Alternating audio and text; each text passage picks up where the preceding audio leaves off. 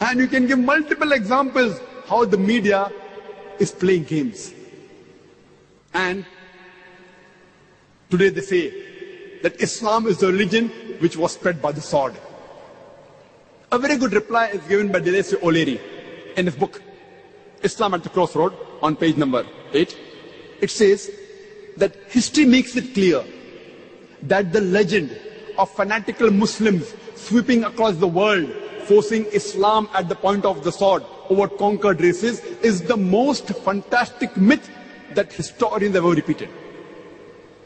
Delacy O'Leary is a very famous historian. He says that history makes it clear that the legend of fanatical Muslims forcing Islam at the point of the sword over conquered races is the most fantastic myth that historians have ever repeated. We Muslims, history tells us, ruled Spain for about 800 years. We didn't do our job. We didn't do dawah. Later on, the Crusaders came, we wiped out. There was not a single Muslim who could openly give the azan. We Muslims, we have ruled the Arab lands for the past 1400 years.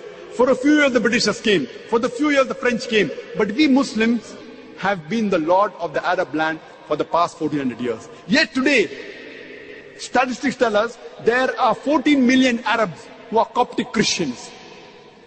Coptic Christian means Christians in generations. If we wanted, we could have converted every Arab into Islam by the point of the sword. We didn't do it. These 14 million Coptic Christians in Arab land, they are bearing witness, they are giving shahada that Islam wasn't spread by the sword.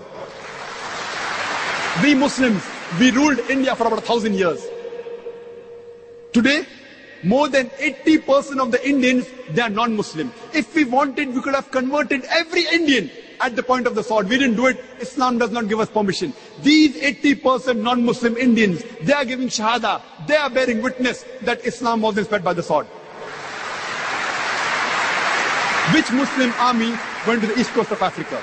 Which Muslim army went to Indonesia, which has the largest population of Muslims? Which Muslim army went to Malaysia, which has more than 50% Muslim? Which army? Which sword? It is the sword of the intellect. As Allah says in Surah Nahl, chapter number 16, verse number 125. Udu ila sabili rabbika bil-hikma wal ma'azitil hasna wajadilhum billati ahsan. Invite all to the way of thy Lord with wisdom and beautiful preaching, and argue with them and reason with them in the ways that are best and most gracious. There was an article, a survey done by Rajesh Almanik yearbook in 1984. It was repeated in the Plain Truth magazine. A survey was done about the increase in the major world religions in a span of 50 years from 1934 to 1984. And number one, the maximum increase was in the religion of Islam, 235%. Christianity, only 47%. I'm asking the question, which war took place in the span of 50 years between 1934 and 1984, which converted millions of non-Muslims to Islam? Which war? Which war? Today, the fastest growing religion in the world is Islam. The fastest growing religion in America is Islam. The fastest growing religion in Europe is Islam. I'm asking, who is forcing these Americans, these Europeans, to accept Islam at the point of the sword? Before 9/11, the maximum allegation about the media was that Islam does not give rights to the woman. Do you know, out of those people accepting Islam, including in America and Europe, out of those non-Muslims accepting Islam, 2/3 are women. If Islam degrades the woman, then why do these American women, why are these European women accepting Islam? Why? The media is saying that Islam degrades the woman, then why are these American and European women accepting Islam? Because Islam has the solution to the problem of womankind, especially the womankind. They find security in Islam. We know Yuan Ridley. She had gone to Afghanistan to spy on the Taliban. She was arrested for 7 days. She comes back. She's so much impressed. Time does not permit me to speak about details. Many of you may be aware. She reads the Quran and she accepts Islam. People ask her that, how did the Taliban treat you? They treated me like a guest.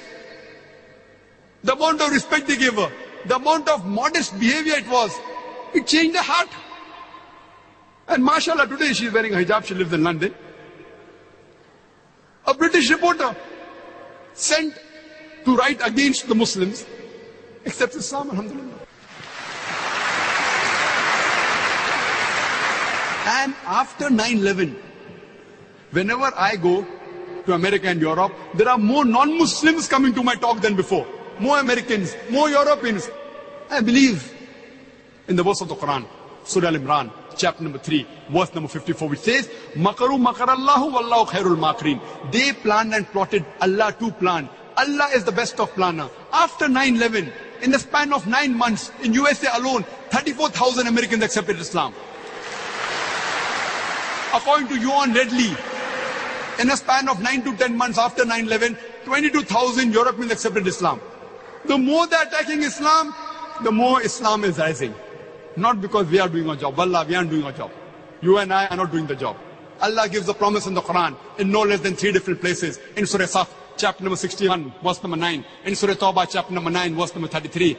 And Surah Fatah, chapter number 48, verse number 28. Allah says, Huwa allazi arsala rasulahu bil huda wa dinil haq liyuzhirahu ala dini kulli. That Allah has sent His messenger with guidance and the religion of truth, so that it will prevail over all the other religions, over all the other ways of life. Islam is destined to supersede all. This religion of peace, this religion of haqq, will supersede all the other ways of life.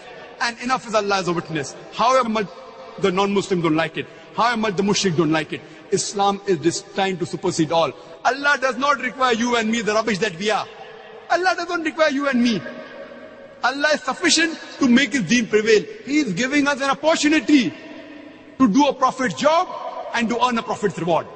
He is giving us an opportunity to dawah. This religion is going to prevail. This deen of haqq, this deen of truth, this religion of peace is bound to prevail.